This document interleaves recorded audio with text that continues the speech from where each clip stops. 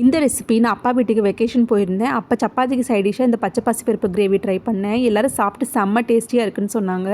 பச்சை பாசிப்பருப்பு ஒரு கப் எடுத்துகிட்டு அது கூட கொஞ்சம் மஞ்சள், கொஞ்சம் எண்ணெய் விட்டு இது மாதிரி குக்கரில் சேர்த்திட்டு 7 விசில் விட்டிங்கன்னா பாசிப்பருப்பு வெந்துடும்.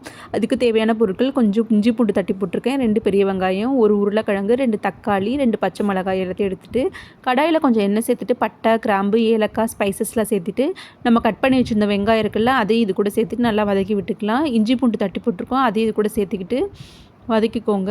இப்போ 2 பச்சை மிளகாவையும் சேர்த்து வதக்கிட்டு நம்ம ஒரு உருளைக்கிழங்கை கட் பண்ணி வச்சுருக்கோம் இல்லையா, அதையும் இது கூட சேர்த்து நல்லா வதக்கிக்கலாம். வதக்கினதுக்கப்புறம் இது கூட கொஞ்சம் மஞ்சள் தூள், 1 ஸ்பூன் மல்லித்தூள், 1 ஸ்பூன் மிளகாய் தூள் எல்லாத்தையும் சேர்த்து வதக்கிட்டு அதுக்கப்புறம் கட் பண்ணி வச்சுருந்த தக்காளியும் சேர்த்து நல்லா வதக்கிக்கலாம். வதங்கினதுக்கப்புறம் டேஸ்ட்டுக்கு தேவையான உப்பையும் சேர்த்து நல்லா வதக்கி விட்டுக்கோங்க. இப்போ நம்ம வேக வச்சுருந்த பாசிப்பருப்பை இது கூட சேர்த்து நல்லா மிக்ஸ் பண்ணி விட்டு தேவையான அளவு தண்ணி ஊற்றி நல்லா கலந்து விட்டுருங்க. நல்லா மிக்ஸ் பண்ணி விட்டதுக்கப்புறம் ஒரு 1/4 மணி நேரம் ஸ்லோ ஃப்ளேமில் நல்லா கொதிக்க விட்டுட்டு ஆஃப் பண்ணிங்கன்னா டேஸ்டியான பச்சை பாசிப்பருப்பு கிரேவி ரெடி. சப்பாத்திக்கு செம்ம டேஸ்டியாக இருக்கும்.